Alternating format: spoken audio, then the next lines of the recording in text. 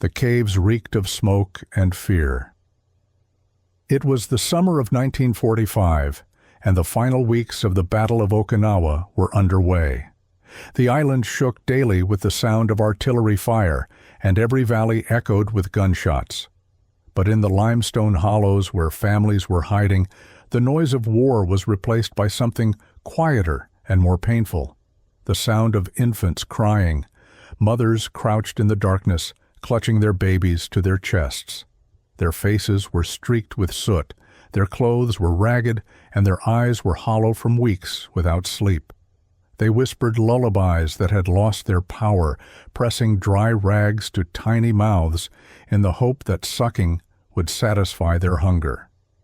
Some tried to soften bits of sweet potato peel between their teeth before slipping the pulp into their children's mouths. Others had nothing left to give. The babies cried anyway, their cries thin and sharp, bouncing off the stone walls and cutting deeper than the shells outside. Propaganda had warned these women that Americans were demons. Teachers had told them, "They will tear the children from your arms." Officers pressed grenades into their hands. "It's better to kill your babies than to let them be taken." And so, torn between fear of the enemy outside and fear of their own orders, the mothers rocked their infants in darkness. Trapped by hunger and lies, they waited for an end they could not imagine. When the Marines approached the caves, they did so with caution. Every dark opening might conceal a sniper, a grenade, or a suicide bomber. They advanced slowly, rifles raised and nerves strung tight. But sometimes the sound they heard was not that of weapons being fired. It was crying. In those moments, hesitation took hold. A soldier later recalled, "We were ready to shoot. Then we realized it was babies. That sound went through us like nothing else." One patrol stopped at the mouth of a cave. The sergeant, weary from weeks of fighting, signaled to his men to wait. He pulled a canteen from his belt, unscrewed the cap, and took a drink. Then he crouched down, put the canteen at the entrance, and took a step back with his hands open. Inside, the mothers froze. They had been told that the water would be poisoned and that the Americans would trick them. Suddenly, one boy darted forward, seized the canteen, and drank until the water spilled down his chest. The mothers watched, expecting him to fall dead. Instead, he coughed, then laughed. It was the first laughter the cave had heard in weeks. But water alone was not enough. The infants continued to cry, their thin wails like needles in the dark. The Marines had something else in their packs. They carried tins of powdered milk. Klim, a Nestlé brand shipped across the Pacific in large crates. The name was milk, spelled backwards, a product unknown to most Japanese families. For Americans, it was ordinary. For the women in the caves, however, it was alien, suspicious, and even frightening. The sergeant signaled to a Navy nurse attached to the unit. She stepped forward, her khaki uniform dusty, and her hands steady. She opened a tin, scooped some white powder into a canteen cup, added water, and stirred until it became a pale liquid. Then she raised the cup to her lips, took a sip, and smiled. The gesture was clear. It was safe. She knelt at the cave mouth and held out the cup. The mothers hesitated. Tears welled in their eyes as they were torn between terror and the sound of their baby's cries. Finally, one of them crept forward, clutching her infant. With shaking hands, she took the cup, dipped a cloth into the milk, and pressed it to her child's lips. The baby sucked and swallowed, and for the first time in days, stopped crying. His eyelids fluttered, and his tiny body relaxed. He fell asleep against her chest, his mouth still damp with milk. The mother sobbed. She had been told that this enemy would kill her child. Instead, it had saved him. Her tears were not only for relief, but also for the collapse of everything she had believed. In that moment, her world broke, and something new began. More women followed.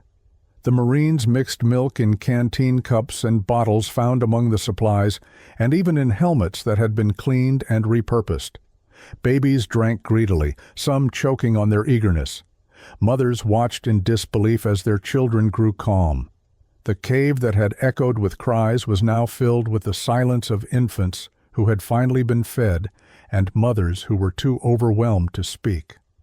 One Marine wrote in his journal, "I never thought I would see Japanese women cry because of us, not out of hate, but out of relief. They cried when we gave their babies milk. I will remember that moment longer than any firefight." This scene was repeated across Okinawa. Each time mothers emerged from caves, gaunt and terrified, the soldiers offered them tins of powdered milk. Clim, carnation, evaporated milk. Supplies meant for Marines became lifelines for infants. The gesture was simple. Yet, in the aftermath of propaganda, it was revolutionary. In those caves, the mother's tears marked a turning point. Propaganda had portrayed Americans as monsters.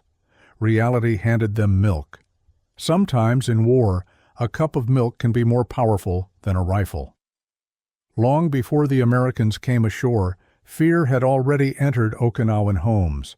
It arrived not with shells or bombs, but with words. For years, the Japanese government had been preparing its civilians for the possibility of invasion, and propaganda was the weapon of choice. No rifle or bayonet could strike so deep into the heart as the conviction that surrender was worse than death. In classrooms, teachers repeated the same lessons until they were memorized like arithmetic tables.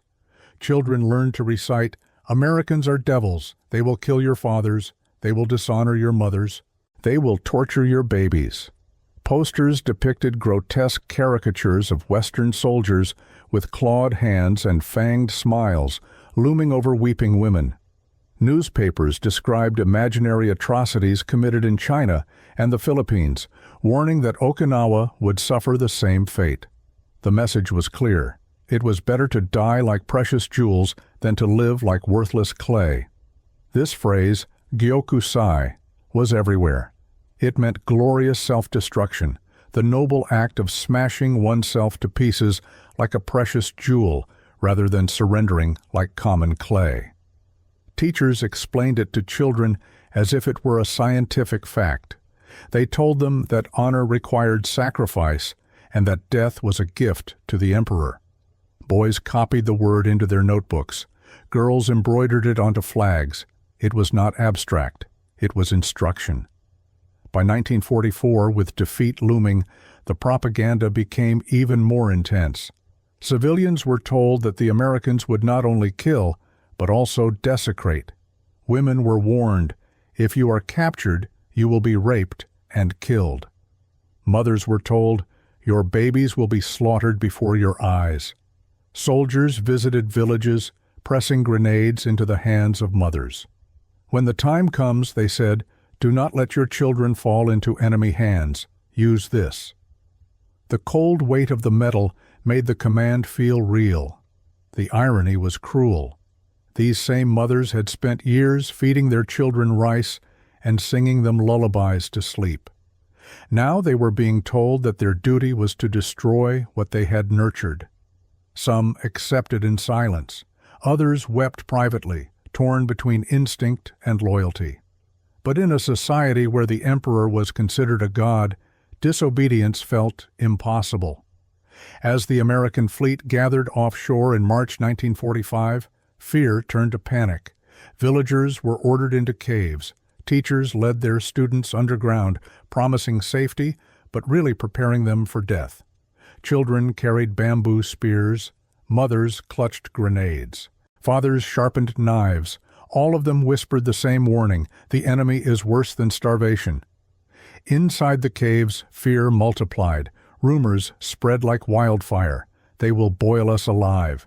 They'll rip out the babies. They will laugh as we scream. There was no evidence to support any of these claims, but none was needed. Fear was evidence enough. The cries of infants in the dark became a constant reminder of the fate that awaited them. Each wail was not interpreted as hunger, but as a warning of doom. Propaganda turned daily life into theater. When leaflets were dropped from American planes, mothers tore them apart before their children could read them. Lies, they cried. The leaflets showed smiling families and food and promised safety. But to the civilians, they were traps. No demon would show mercy. So the paper was burned, but the fear remained. Children absorbed it fully. One boy, aged only 12, wrote in his diary, "If I die, my little brother will take my place. If he dies, my sister will fight." Another girl, who was a member of the Himayuri Student Nurse Corps, wrote, "We must be ready. The Americans will not spare us. Our duty is to die together." These were not fantasies. They were scripts written by adults and presented as the truth. The mothers bore the heaviest burden. They loved their children, but they also loved their country, or at least they feared betraying it. When officers ordered them to use grenades, many complied. Some practiced, clutching the weapon and imagining the moment. This thought haunted them day and night. Their babies cried with hunger, and the order echoed in their ears. It was better to silence them forever than to let them be taken.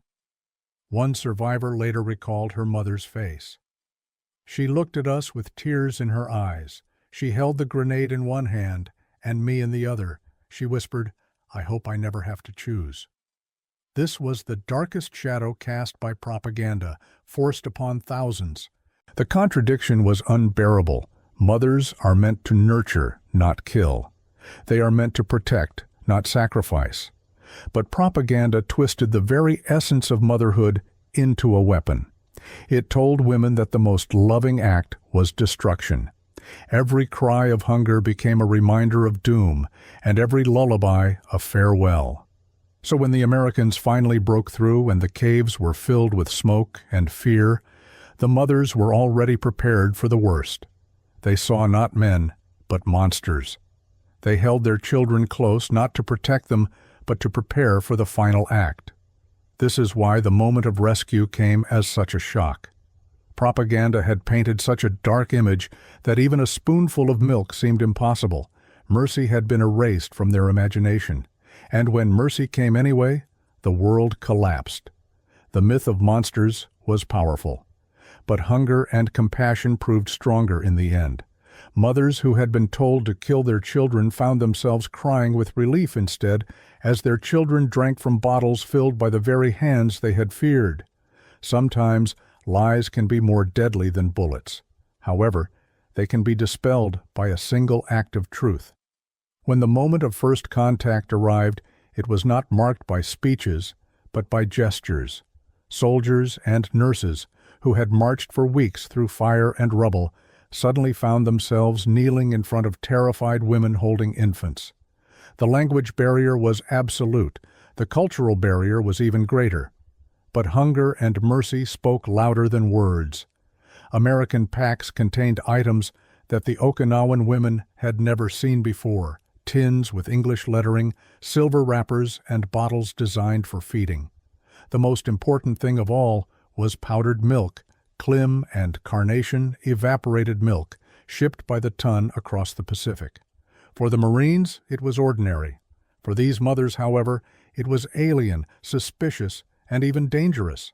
They had been told, "The enemy will poison you." So, when the soldiers placed the tins on the ground, the women flinched. One exhausted but steady Navy nurse knelt by the cave entrance. Using her pocket knife, she opened a tin, scooped powder into a canteen cup, added water, and stirred until a pale liquid appeared.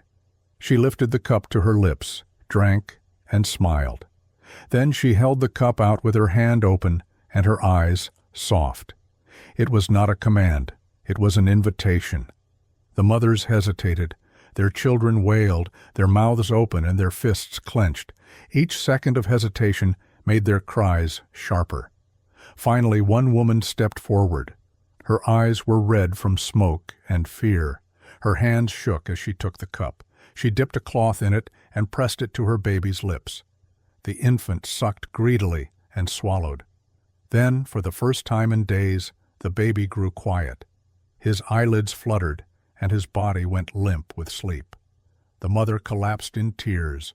Her tears fell onto the child's face, mingling with the milk. She had expected poison. She had expected death. Instead, she saw life return with a single sip. Around her, other women wept silently. Their fear had not been dispelled by argument, but by proof. The soldiers repeated the act again and again. Some mixed milk in canteen cups. Others cleaned helmets and used them as bowls. They found bottles and supply crates with nipples attached and filled with the pale liquid. Babies drank until their bellies were full. Mothers stared in disbelief. The caves that had echoed with cries were now filled with silence, the silence of children who had finally been fed, and the silence of women who were too overwhelmed to speak.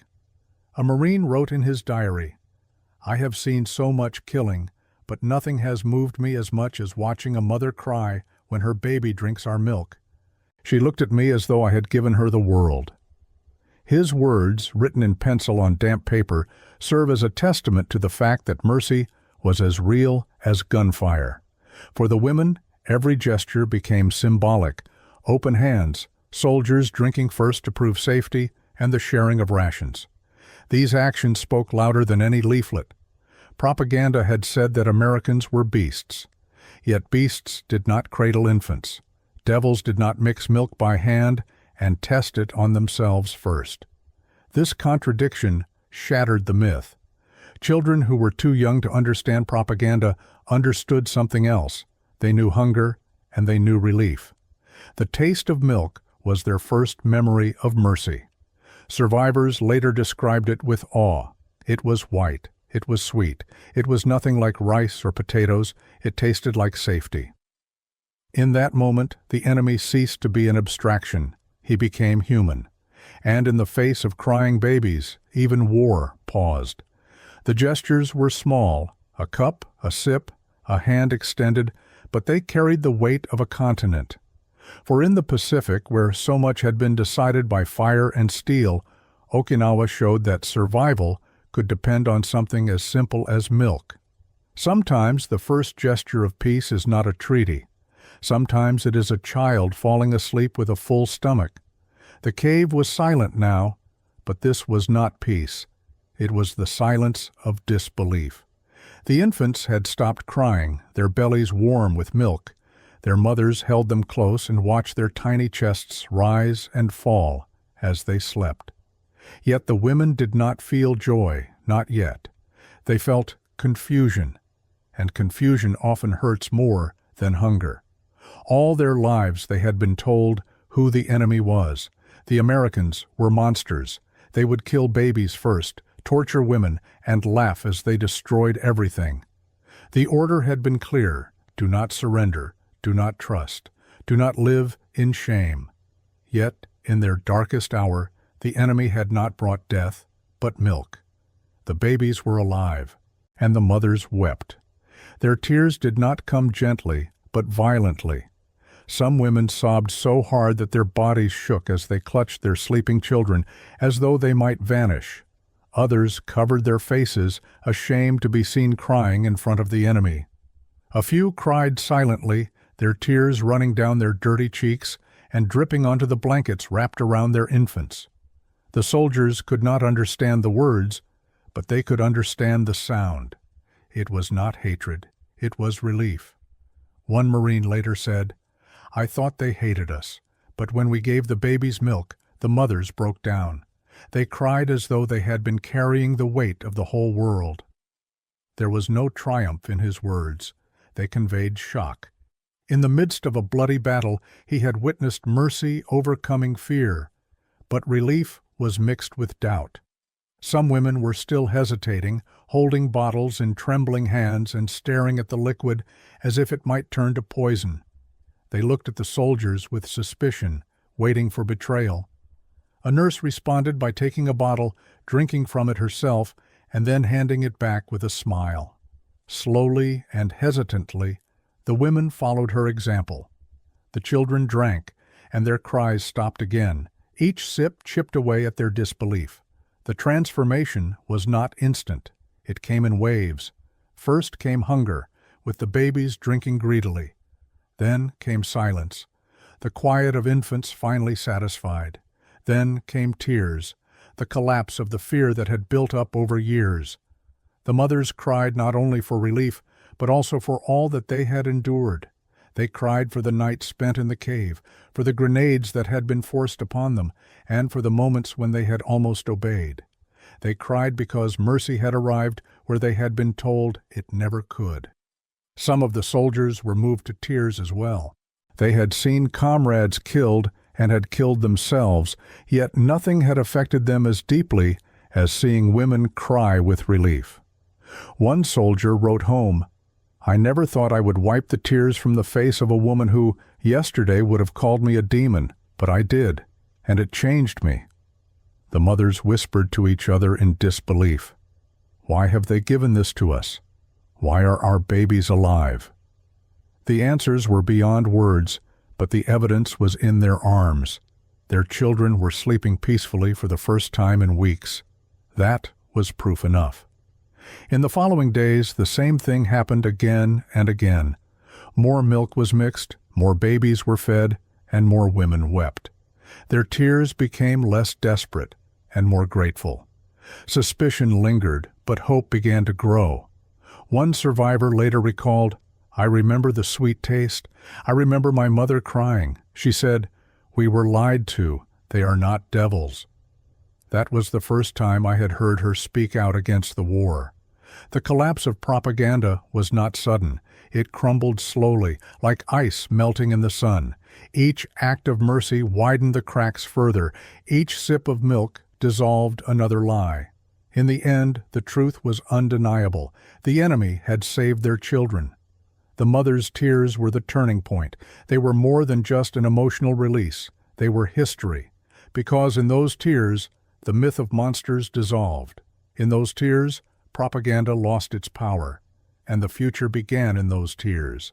Sometimes disbelief is the strongest reaction to mercy. Sometimes disbelief turns into gratitude, drop by drop, tear by tear. For Americans, milk was ordinary. It was a staple of every mess kit and ration plan, and a childhood memory for those from farms and towns across the United States.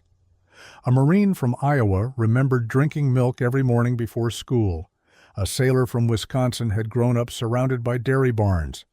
Even in the Pacific, under fire, they expected to see cans of Klim stacked in supply dumps and powdered milk being stirred into coffee or poured into tin cups.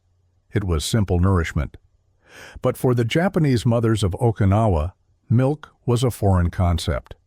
Before the war, dairy products were rare in Japan.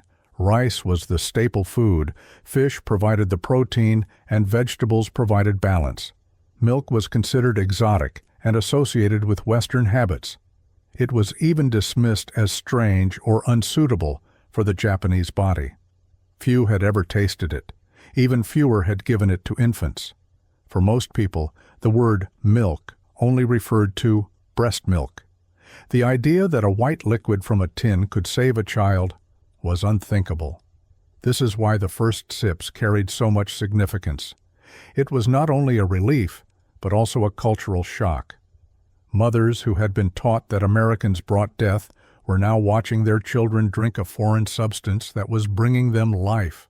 They were torn between suspicion and amazement. One survivor later recalled, "It was white, smooth, and a little sweet. I had never tasted anything like it.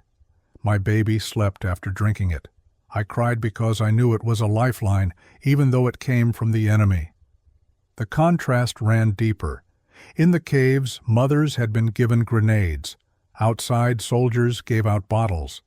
At the time, Japanese culture expected women to sacrifice themselves for their children. In the American camps, however, they were expected to nurture and keep their children alive. The difference was so great that it was like stepping into another world. Visual maths illustrates the contrast. One grenade weighed a pound and felt heavy and cold in a mother's hand. One tin of powdered milk weighed the same, yet the grenade meant silence through death. The tin meant silence through sleep. The difference between them was not measured in ounces, but in futures. The Americans did not think of it as symbolic. To them, it was logistics. Supply officers distributed rations. Medics showed mothers how to mix the powder with boiled water. Nurses measured out portions for infants. But for the mothers, each scoop was a revelation. Each time they fed their babies American milk, they were rejecting the lies they had been told. Some mothers whispered that the milk tasted like kindness. Others said it was strange, yet miraculous. A few admitted that they had initially feared it would harm their babies. However, as the days passed and the infants became calmer, stronger, and plumper, their fears disappeared. One nurse wrote, "At first they stared at us as though we were witches, but when their babies slept, they began to smile through tears. The milk changed their minds more than any words could." The cultural shock extended beyond taste. To the Americans, feeding an enemy child was a natural act of mercy. To the mothers, however, it was proof that the enemy was not as they had been portrayed in propaganda. They had been told that the Americans would rip their babies from their arms. Instead, the Americans placed bottles into those same arms. The contradiction was overwhelming. In the camps, the symbolism became even more powerful. Rows of women sat with infants, bottles tilted, milk dripping into tiny mouths. Soldiers passed by, smiling, and sometimes paused to help. This scene was repeated every morning and evening until it became routine. For the children, milk became their first association with safety. For the mothers, it became their first association with trust. Historians later recognized the significance of this. Milk, a rare product in Japan, became associated with survival and America itself in memory. Decades later, survivors still recalled its taste. One man, who was an infant in 1945, said, "I don't remember the caves, I don't remember the bombs, but I remember my mother telling me, 'You lived because the Americans gave you milk.'" That white liquid summed up the contrast of cultures. For one side, it was normal. For the other, it was salvation. In the ruins of Okinawa, where grenades had been pressed into the hands of mothers, it was the bottles of milk that truly reshaped the future. Cultures sometimes clash in war, but sometimes they converge in a single act of mercy, and the foreign becomes a symbol of life. Once the caves had been emptied, survival no longer depended on chance encounters at the cave mouths. It became organized, structured, and on a larger scale. The Americans built camps. These were rough and improvised, surrounded by barbed wire and guarded by sentries, but they represented something that the Okinawans had not experienced for months: order without terror. At first, the camps were chaotic. Families arrived in waves, gaunt, barefoot, and clutching children who had stopped crying only because they no longer had the strength. Orphans stumbled in, their faces blank. Mothers carried infants swaddled in rags, their eyes darting as they expected betrayal, even as they crossed into safety. Soldiers had to make split-second decisions: who needed food immediately, who required medical care, and who was too weak to walk another step. But slowly, order was established. Tents were erected, rows of canvas stretched across flattened fields. Cooking stations were set up, water barrels were filled, and latrines were dug.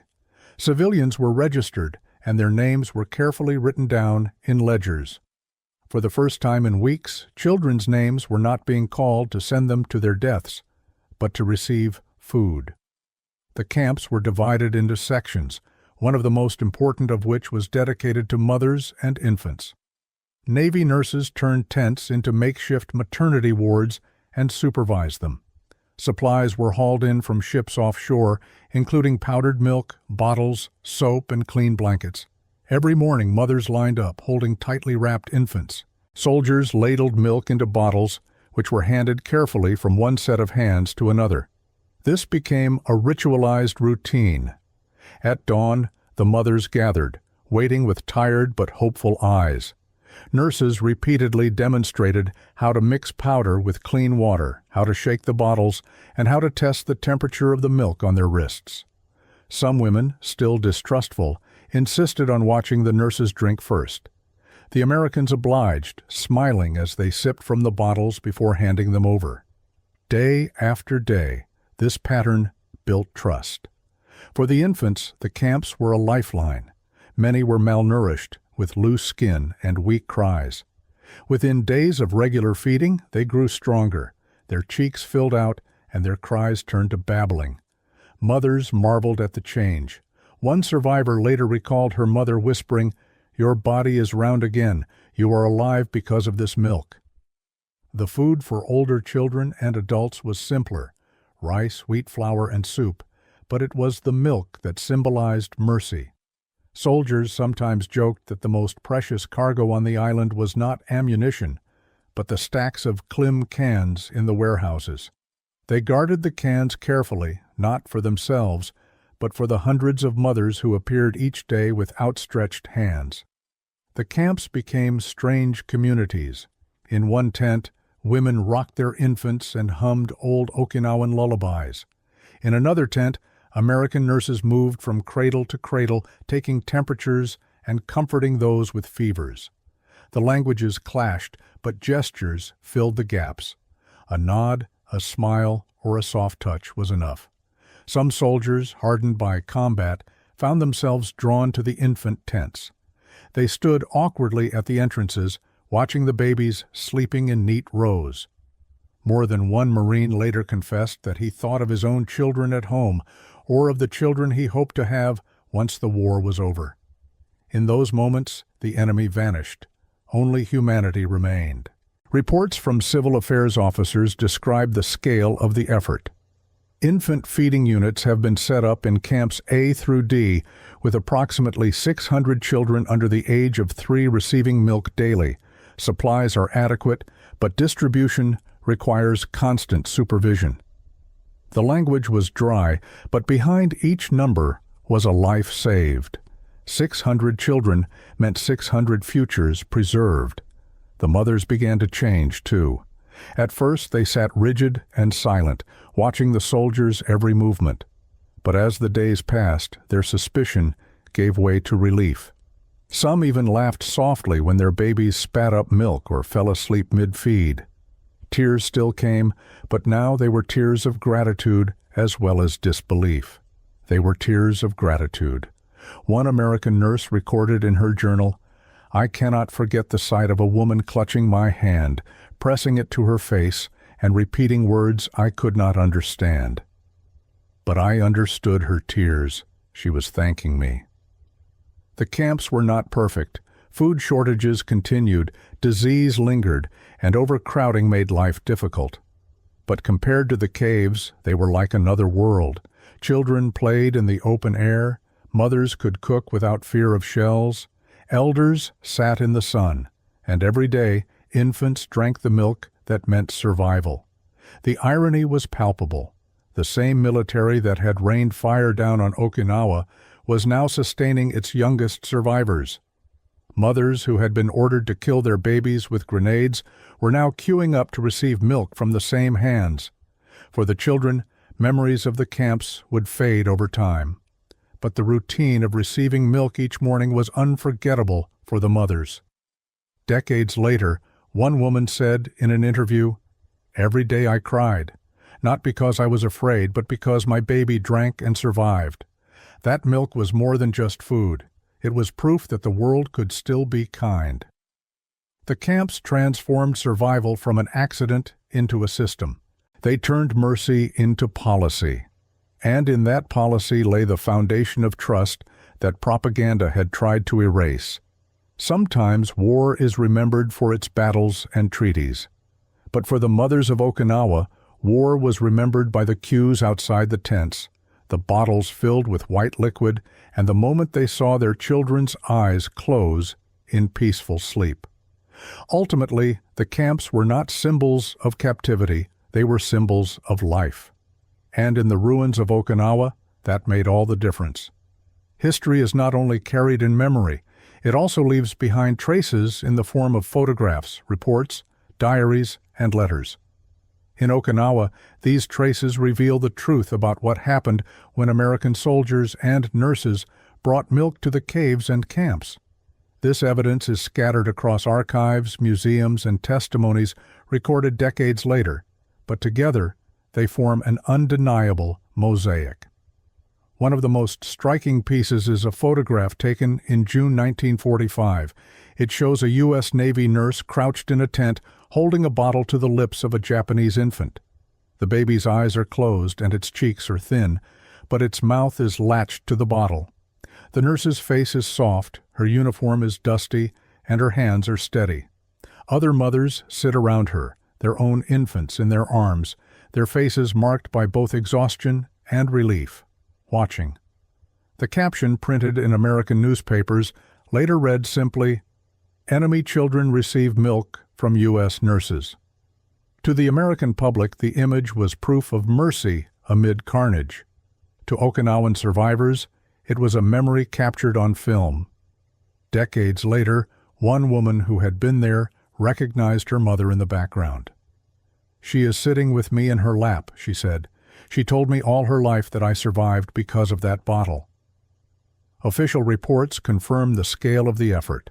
Civil affairs summaries from the U.S. 10th Army state that milk was distributed to 800 infants daily in camps by July 1945. The numbers are stark, but behind each one was a crying child who was soothed and a mother who no longer faced the unbearable choice imposed on her by Japanese officers.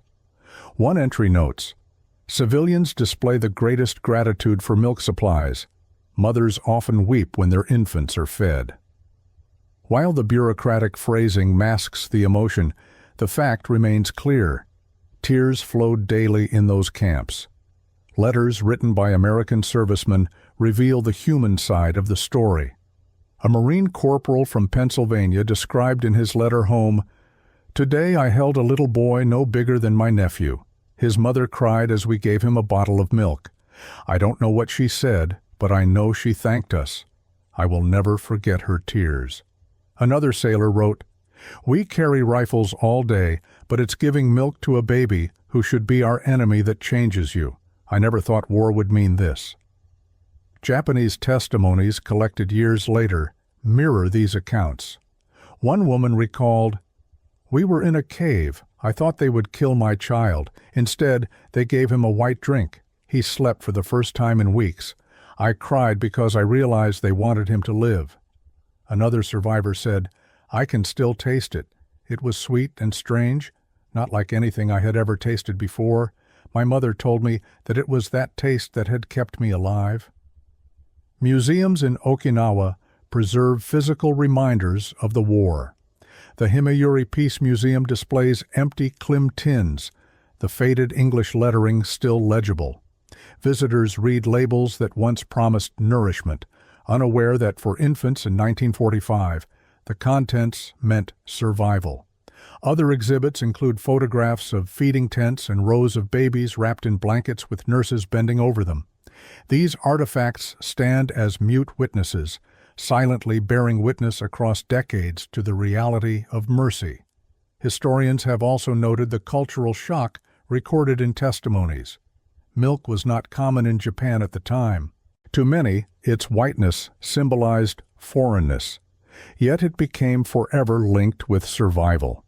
Survivors often describe it as their first taste of America, not bombs or soldiers, but milk. When interviewed in the 1980s, one man said, "When I think of America, I don't think of battleships. I think of the milk that kept me alive." Even American medical reports contain details. A Navy nurse recorded in her log, "Japanese mothers often cry upon receiving milk for their infants. Many of them are disbelieving that it is not poisoned. After their initial hesitation, the infants drink the milk greedily. Mothers weep in relief." Her words echo those of countless others, providing evidence not for history books, but for practical record-keeping. Yet they reveal the depth of the transformation that has taken place. These testimonies matter because they bridge the gap between propaganda and reality. The Japanese government had told civilians that the Americans would slaughter their children. The evidence shows the opposite, that the Americans saved them. Photographs, diaries, and reports all tell the same story. Mercy was not an isolated act. It was systematic and repeated daily, witnessed by thousands. The mother's tears appear repeatedly in the records. Soldiers wrote about them, nurses recorded them, survivors remember them. These tears were not a sign of weakness. They were visible proof that lies had been exposed, fear had been dispelled, and life had returned where only death had been promised. And so, history bears witness to mercy. In faded photographs, in rusted tins, in words scribbled on damp paper, in memories passed from mother to child, the truth is stronger than slogans. In Okinawa, the truth was written in tears and milk. Propaganda is at its most powerful when it remains untested. For years, Japanese civilians had been told that Americans were monsters and devils in human form. This idea was drummed into schools, printed in newspapers, and painted on walls. Children recited it in classrooms. Mothers whispered it as warnings. Soldiers reinforced it with threats. And for a time, it worked. But propaganda is fragile when confronted with reality. In Okinawa, reality came in the form of bottles of milk. They were not just a symbol, they were nourishment, poured into the mouths of starving infants. With every swallow, the walls of lies began to crack. At first, disbelief was total. Mothers clutched their babies, certain that the milk was poisoned. The soldiers understood this fear and performed a ritual. They drank first, then offered it to the mothers. This gesture was repeated countless times. Marines tilted bottles to their lips. Nurses sipped from the same cups, and medics swallowed from canteens filled with milk powder and water. Only then did they pass it on. Each act was proof. Each act chipped away at years of propaganda. Soon, the mothers saw something undeniable. Their babies did not die. They grew calmer. Their eyes opened wider. Their skin regained color. Some even began to smile, babble, and play. The evidence was before their eyes. Mercy had come from the very hands that had been said to be going to kill them. The propaganda collapsed in silence. One American civil affairs officer wrote bluntly in his report, "Civilians, once terrified, now seek milk distribution daily. There has been a notable reduction in fear, especially among mothers. Tears are common during feeding." The bureaucratic tone could not hide the revolution that was taking place. Fear was not simply fading, it was reversing.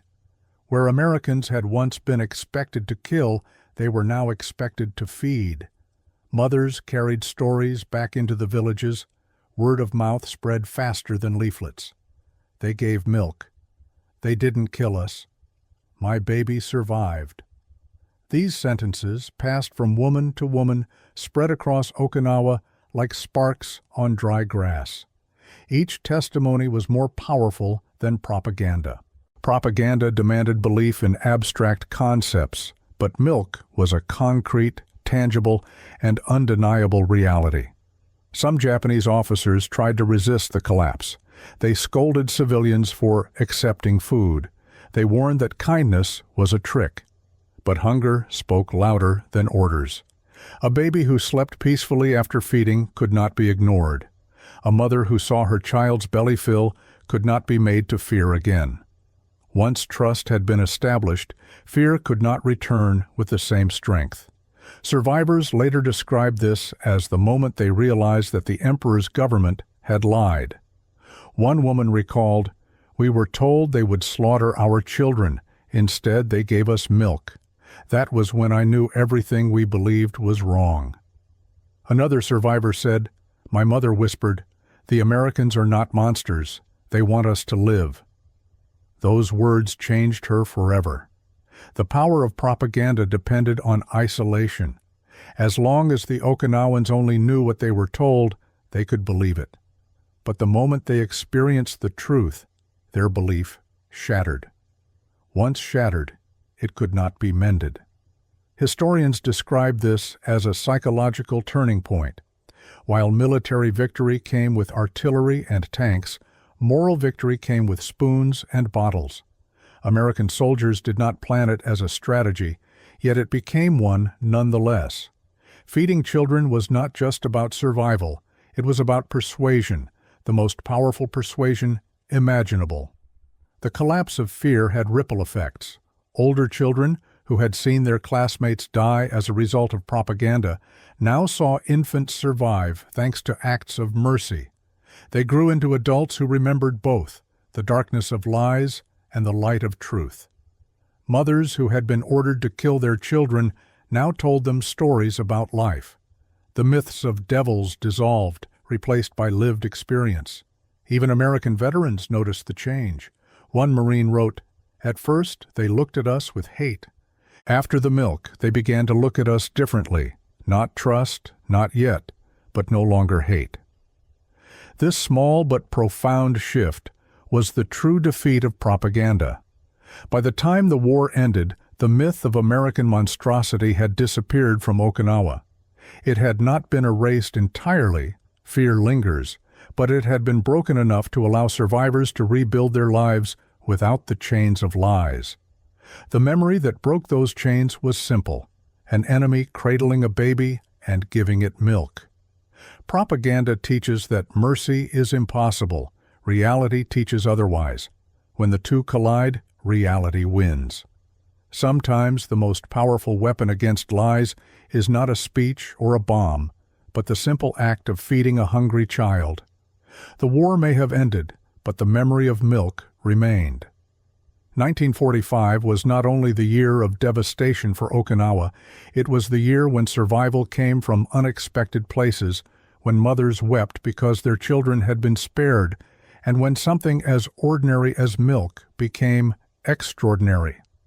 In the years that followed, those moments lived on, not in speeches or official decrees, but in the quiet testimonies of survivors, in cultural change, and in the way children grew into adults who never forgot the taste of mercy. For many, the memory of their first sip of American milk was stronger than the memory of surrender. Infants who had been fed in camps grew into school children, then workers, then elders, always knowing that their survival had depended on something simple. They did not remember the flavor in detail, but they remembered what their mothers had told them. You lived because they gave you milk. This became a kind of inheritance, passed down like a family heirloom. Mothers, too, carried the memory. For them, it was not the taste, but the emotion. The tears they shed in 1945 were never forgotten. They had prepared for death, grenades in hand, certain that their children would never grow up. Instead, they watched their children sleep peacefully after feeding them from bottles. This reversal became the defining memory of their lives. Many survivors later confessed that, even decades later, they could not speak of it without tears. In post-war Japan, milk became more than just food. It became a symbol of Western influence, modernization, and the post-war American presence. During the American occupation, children were given daily servings of milk as part of school nutrition programs. For Okinawan mothers who had lived through 1945, this was deeply ironic. What had once been alien and frightening had now become routine. What had once been provided by enemies at war was now provided by teachers in peacetime. And behind every school bottle, some mothers still remembered the first bottles handed out in tents under barbed wire. Historians note that dairy consumption in Japan rose dramatically after the war. This was partly due to American policy, but also due to memory. Survivors of Okinawa often associated milk with life itself. One man, interviewed in the 1970s, said, "I never liked the taste, but my mother told me it saved me. I could not refuse it." Another said, "We drank milk at school. Some people thought it was strange, but for me, it was proof that kindness existed." For American veterans, the memory was equally enduring. Decades later, many did not speak of battles or victories, but of babies. One Navy nurse told her children, "The greatest thing I did in the war was feed the enemy's infants." A Marine wrote in his memoir, "I fought on Okinawa. I saw terrible things. But when I close my eyes, I remember most the mother who cried when her baby stopped crying." For them, It was mercy that defined their service, not conquest. The symbolism reached beyond individuals. In Okinawan peace museums today, empty tins of Klim and carnation milk are displayed alongside photographs of mothers holding their babies. Visitors read captions. Powdered milk supplied by U.S. forces, 1945, saved the lives of hundreds of children. The message is clear for school groups who walk past these exhibits. History is not only destruction, it is also survival. Memory also shapes reconciliation. When American soldiers returned to Okinawa decades later, some survivors sought them out. There are stories of elderly women holding the hands of gray-haired veterans and whispering thanks for the milk that had once saved their children. Tears flowed again, but this time they were tears of gratitude. The milk became part of Okinawa's cultural memory, woven into stories told at family gatherings and in classrooms. Survivors described it as the moment they realized that propaganda had lied to them. They told their children, "Don't believe everything leaders tell you. I know because I was told that the Americans would kill us. But they gave us milk instead." This lesson became a moral compass, guiding a new generation away from fanaticism. Broader Japanese society also changed.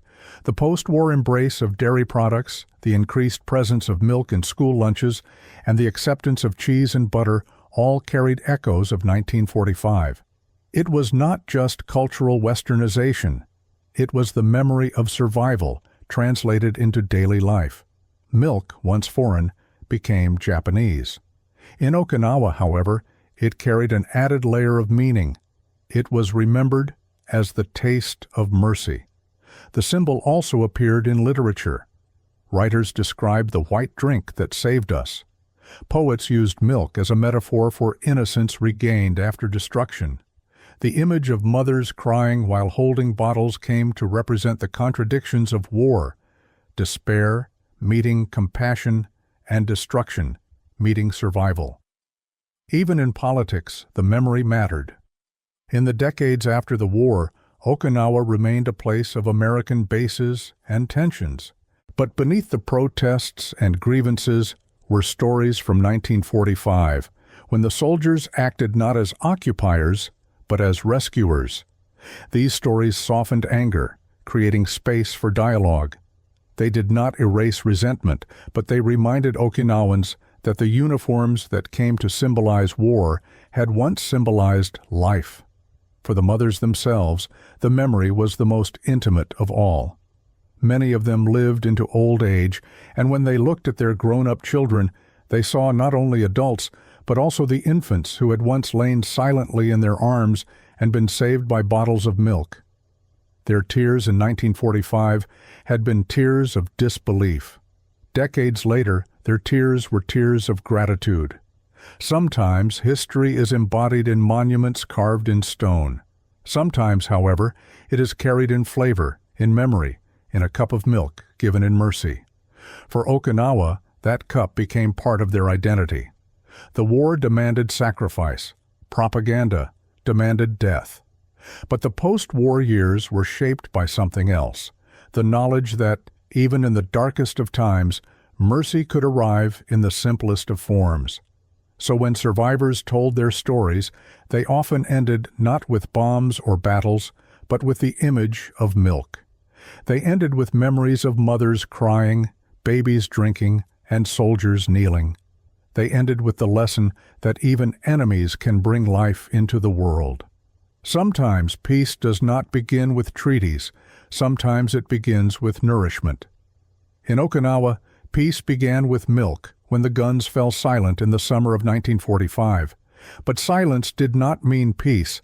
It meant absence, the absence of villages, fathers, brothers, and sons who would never return. The island was scarred with craters and blackened ridges, and its beaches were littered with rusting steel. More than 200,000 lives had been lost. The survivors staggered through the ruins, carrying their children, their grief, and the heavy memories of caves filled with smoke and fear. And yet, amid that devastation, something small endured, a memory not of fire, but of milk. Mothers recalled the day they prepared to die alongside their infants, only to see them saved by the enemy.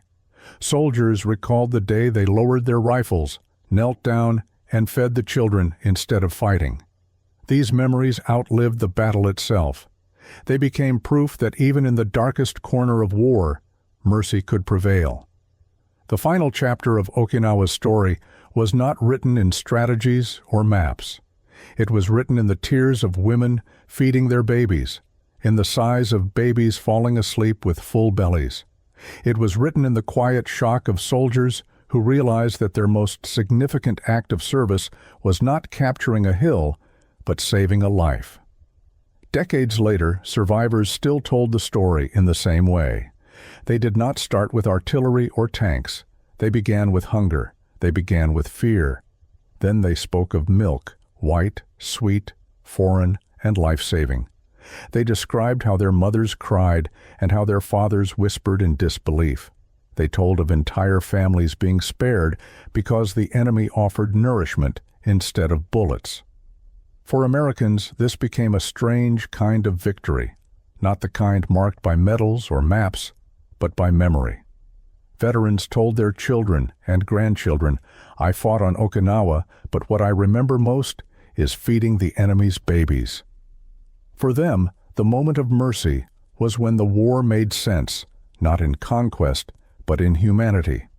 For the Okinawans, the story became a lesson passed down through the generations. Mothers told their children, "Never believe everything you are told about an enemy. I was told they would kill you. Instead, they gave you milk." This message, repeated across generations, proved more powerful than propaganda. It became part of the island's identity. The symbolism spread beyond Okinawa. In post-war Japan, milk became part of daily life. School children drank it with their lunches. Supermarkets stocked it. Nutrition programs spread its use nationwide. To most people, it was just food. But to those who remembered 1945, it was more than that. It was a memory. It was survival.